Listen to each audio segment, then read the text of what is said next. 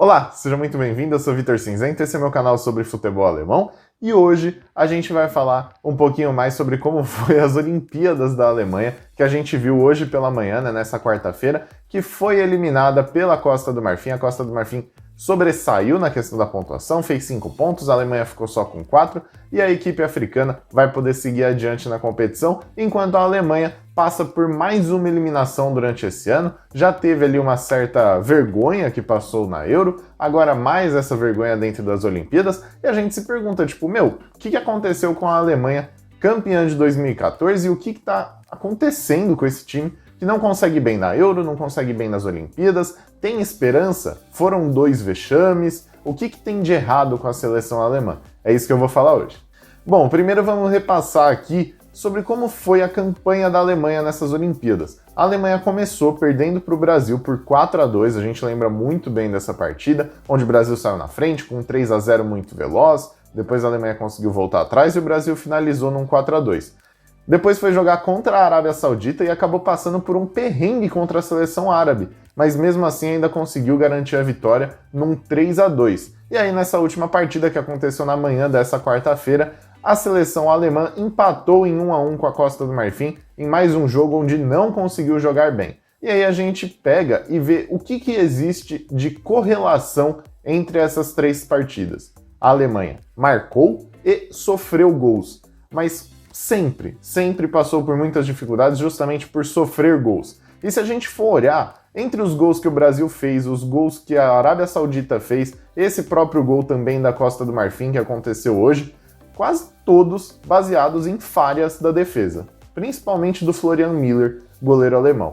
Acho que assim, dá para perceber que ele não conseguiu carregar muito bem a camisa da Alemanha e só reforça o que eu disse nesse vídeo aqui sobre o que eu imaginaria para a seleção alemã nessas Olimpíadas. Muitos problemas defensivos. Tem ali uma base sólida, tanto com o Doukai quanto com o Piper, são 2 jogadores que conseguem defender muito bem ali no miolo da zaga, mas eu disse que faltaria um goleiro, que não tinha uma opção muito viável para poder ficar ali embaixo das traves e que, na minha concepção, valia mais a pena você trazer um goleiro com mais idade, seja ele qual for, do que você trazer, por exemplo, o Amiri, que tinha outros jogadores com idade olímpica que poderiam fazer a função do Amiri. Então, assim, é a minha opinião, foi o que eu falei lá atrás, e para mim também foi o grande ponto, o grande erro dessa seleção alemã, foi justamente na convocação. A convocação, pelo menos eu acredito, não ter sido feita da melhor forma possível. Você tinha muitos bons jogadores que tinham sido campeões da Euro Sub-21. Olha isso, você tem uma seleção que inteira foi campeã de um campeonato justamente para juniores, que foi o Sub-21. A Alemanha ganhou a Eurocopa Sub-21 com uma seleção lá muito bem jogada, muito bem fechadinha. E aí você vai para as Olimpíadas, pouco mais de um mês depois, se não me falha a memória, e convoca 5, 6 jogadores que fizeram parte daquela Euro Sub-21.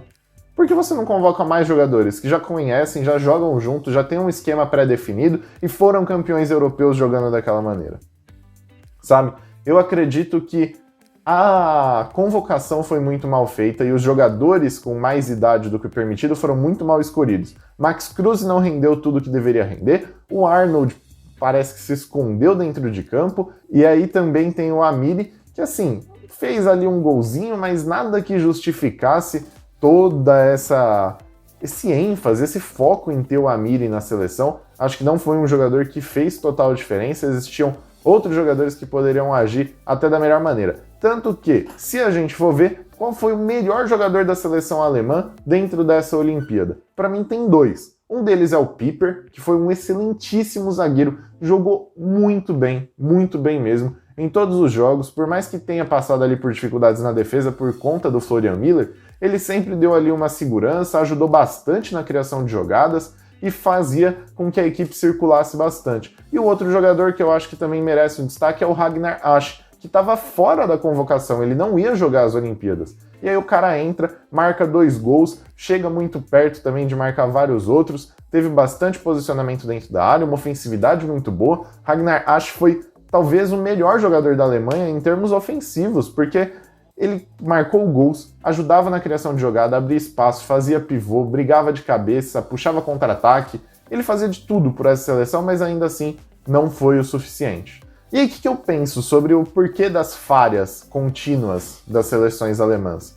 Porque justamente falta aquele meio-campo criador. Falta o cara que vai pôr a bola embaixo do pé e vai distribuir a jogada, vai lançar, vai esticar, vai aproximar junto do centroavante para poder fazer uma tabela. Falta aquele jogador que, se a gente olhar para a Copa de 2014, por exemplo, tinha o Mesut Ozil. Por mais que ele não seja nosso melhor meio-campista do mundo, mas ele fazia muito bem essa função de distribuição do jogo, coisa que tanto na seleção principal quanto nessa seleção olímpica a gente não viu. Faltava esse jogador para pegar a bola e distribuir. Acho que está em falta em muitas seleções, mas na seleção alemã é nítido, porque eles têm muitos atacantes bons, atacantes que conseguem resolver, mas a falta de criação de jogada atrapalha e muito isso. Porque você não ter aquele jogador no meio-campo que saiba distribuir bem o jogo, que consiga construir as jogadas desde o princípio, faz falta. Tanto que, se eu for parar para analisar, uma das assistências mais bonitas da seleção alemã foi por conta do Piper. O Piper, zagueiro, pegou, lançou uma bola muito longa para o Ragnar Asch, que estava na marca do pênalti. O Piper estava na linha do meio-campo, o Ragnar Asch pegou a bola na marca do pênalti e conseguiu marcar o gol. Olha esse tipo de lançamento. Isso não tem que vir de um zagueiro, sabe? E as defesas todas postadas, foi contra a Arábia Saudita esse gol. Tava todo mundo muito bem posicionado, cada um no seu lugarzinho, e conseguiram encontrar essa brecha dentro da defesa.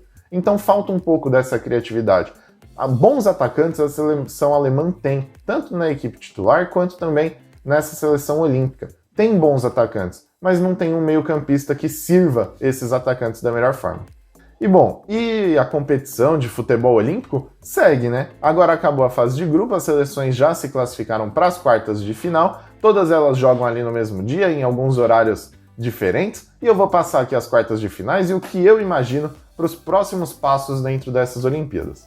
Bom, no sábado, 5 horas da manhã, temos Espanha e Costa do Marfim. Depois, às 6, a gente tem Japão e Nova Zelândia. Às 7 horas do sábado, Brasil e Egito. E às 8 horas, Coreia do Sul e México. E aí a gente vai vendo, sempre tem aquela seleção que entra como favorita, também tem aquele favorito a azarão, né, se é que existe esse termo. Então, tipo assim, aquela seleção que tem mais cara de que pode aprontar para cima dos outros. E aí eu vou falar aqui o que eu imagino, quais são as 4 seleções que eu enxergo nessas semifinais. Na primeira partida entre Espanha e Costa do Marfim, a Espanha entra como favorita. Ela tem alguns jogadores que foram semifinalistas da última Eurocopa, né, de seleções principais, não Eurocopa sub alguma coisa. Então, assim, tem jogadores que têm uma qualidade já mundial presente, e isso faz com que a seleção espanhola seja ali uma das favoritas, até mesmo a medalha de ouro. E depois também temos ali o Japão, que eu acredito ser superior à Nova Zelândia, principalmente por conta da presença de um jogador que jogou muito ali, o Messi japonês, como falavam uns anos atrás, que é o Takefusa Kubo.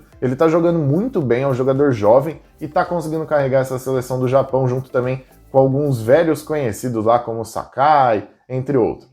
Já entre Brasil e Egito, o Brasil entra como favorito por, na minha concepção, ter a melhor seleção dessas Olimpíadas. Acho que ali no papel, o Brasil é sem dúvidas a melhor seleção das Olimpíadas. E aí, por isso também, essa organização, claro, se o André Jardine conseguir organizar bem essa equipe, tende a vencer a medalha de ouro por ter muita qualidade em cada um dos seus jogadores. E na última partida entre Coreia do Sul e México, eu enxergo o México como favorito, primeiro por estar fazendo uma ótima Olimpíada, e segundo porque o México sempre tem ali um ímpeto a mais, um brio gigantesco durante as Olimpíadas, que é até engraçado, parece que o México é time de Olimpíada. Sempre joga muito bem, mas normalmente como um time, né? Nunca tem assim um jogador, um grande destaque que vira, nossa, estrela global depois. Não, é normalmente o time mesmo, o time em si joga muito bem. Conseguiram ganhar uma Olimpíada assim lá em 2012, vencendo a final justamente em cima do Brasil. E aí, por conta disso, a gente conhece, já sabe, o tamanho do brio ofensivo e também a vontade desses jogadores mexicanos. E bom, se eu tivesse que apontar aqui quem seria a seleção favorita a azarão, seria a Costa do Marfim, que está fazendo assim fronte a várias outras seleções. O Brasil e a Alemanha, ela bateu de frente, conseguiu jogar bem, arrancou empate das duas seleções, e isso com certeza mostra ali o poder dessa seleção.